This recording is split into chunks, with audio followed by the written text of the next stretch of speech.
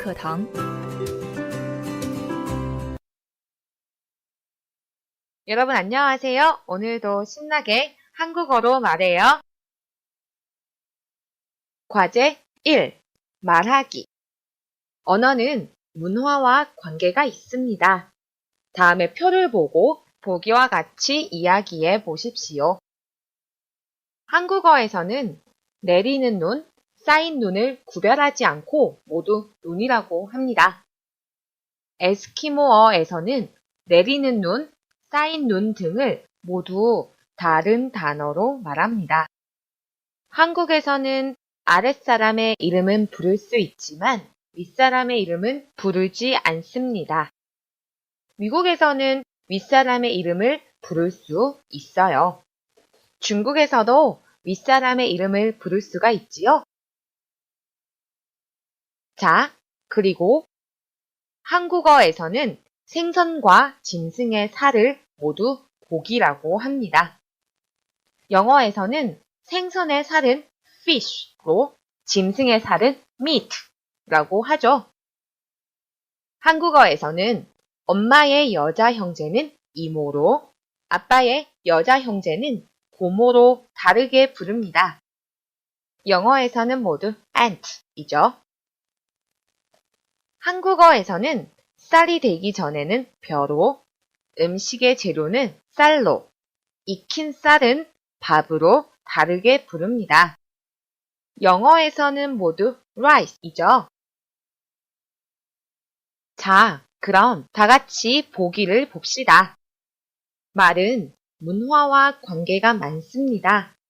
한국어에서는 내리는 눈이건 쌓인 눈이건 구별하지 않고 모두 눈이라고 하지만 에스키모어에서는 이것을 모두 다른 단어로 말한다고 합니다. 그리고 한국에서는 윗사람의 이름을 부를 수 없지만 미국에서는 윗사람이건 아랫사람이건 다 이름을 부를 수 있습니다. 여러분 준비되셨나요? 우리도 선생님과 함께 보기와 같이 말해볼까요? 말은 문화와 관계가 많습니다.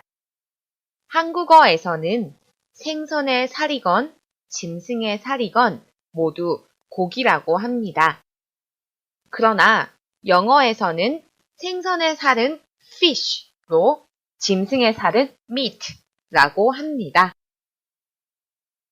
또한 한국어에서는 엄마의 여자 형제는 이모로, 아빠의 여자 형제는 고모로 다르게 부릅니다.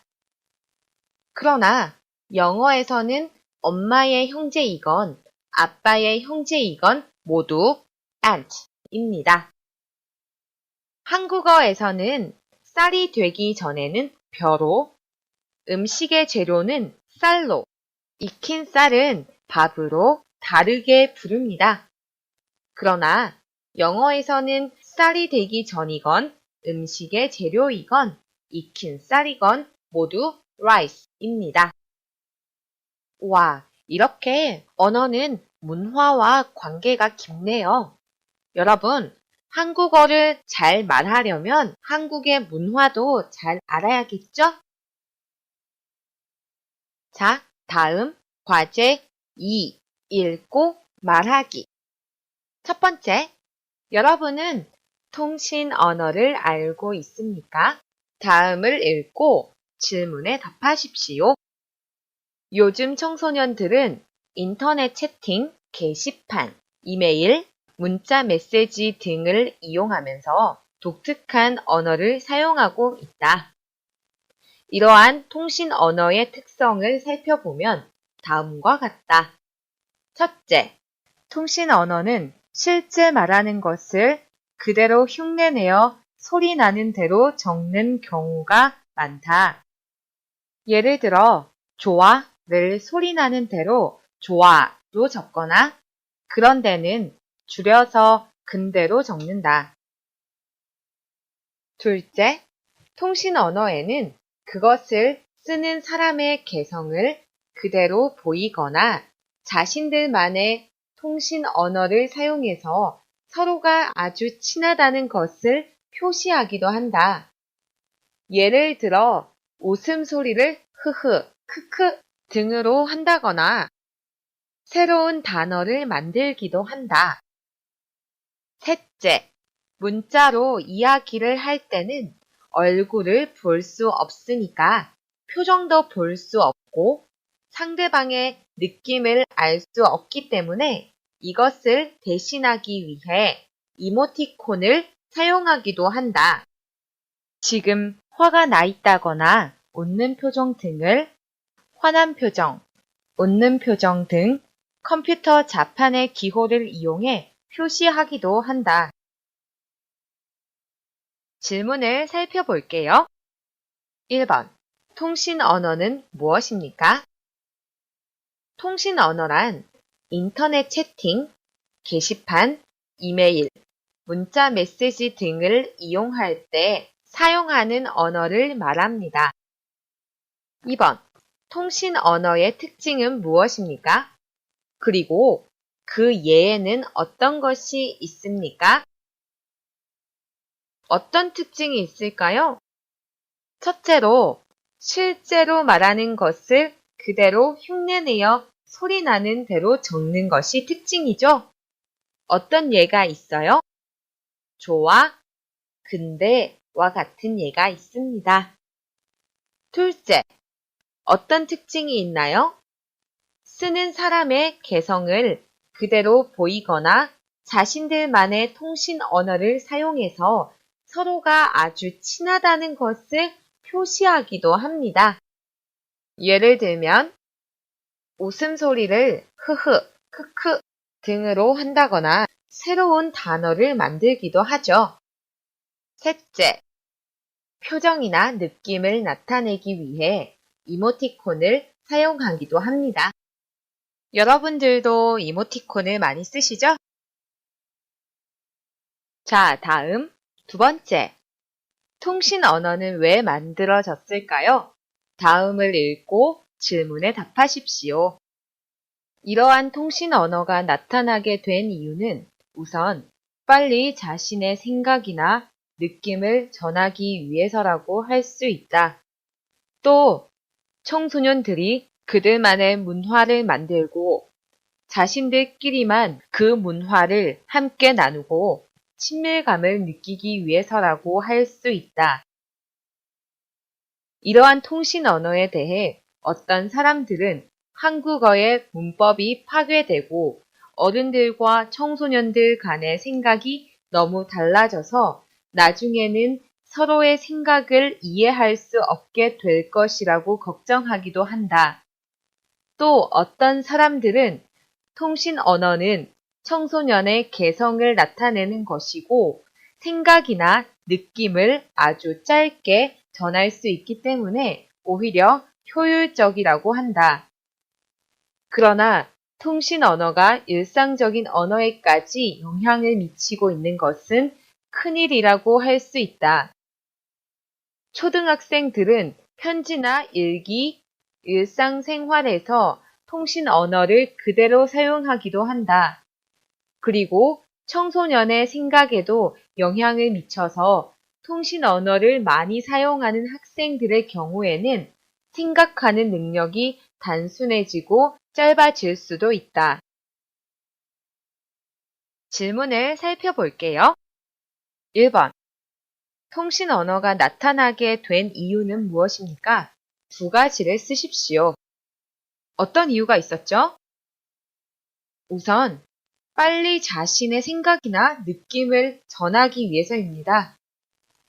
또, 청소년들이 그들만의 문화를 만들고 자신들끼리만 그 문화를 함께 나누고 친밀감을 느끼기 위해서입니다. 2번, 통신 언어에 대해 사람들의 생각은 어떻습니까? 그리고 이 글을 쓴 사람의 생각은 어떻습니까?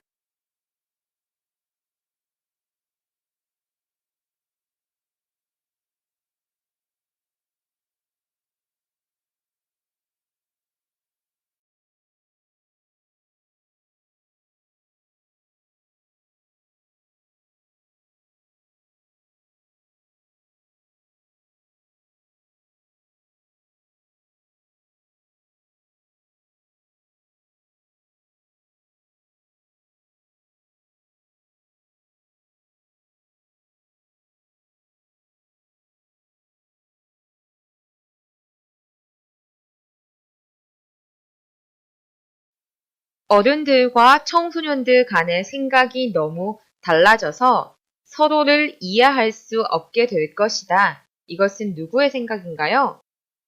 네, 이것은 사람들의 생각이죠. 통신 언어는 생각을 짧게 전할 수 있어서 효율적이다.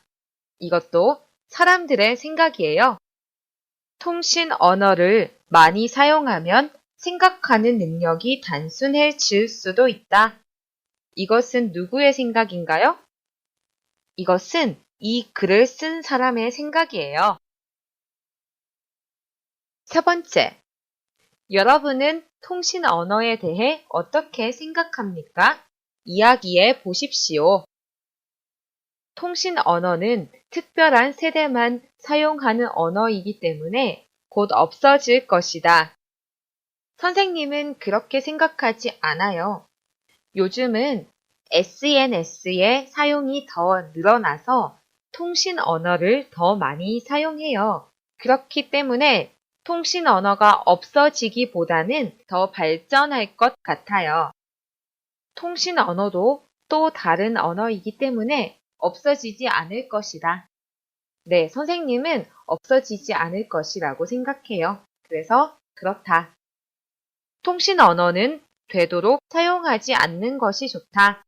선생님은 어느 정도는 사용해도 된다고 생각해요. 일상적인 언어에까지 영향을 미치는 것은 안 되겠죠?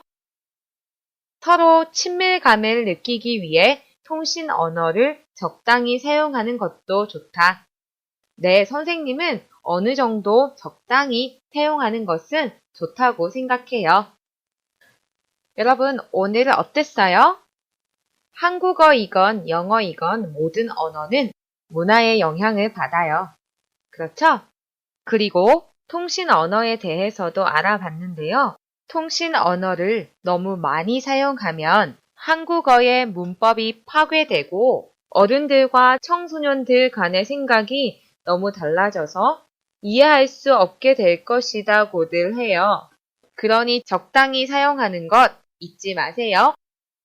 오늘은 여기까지입니다. 내일 뵐게요. 바이바이.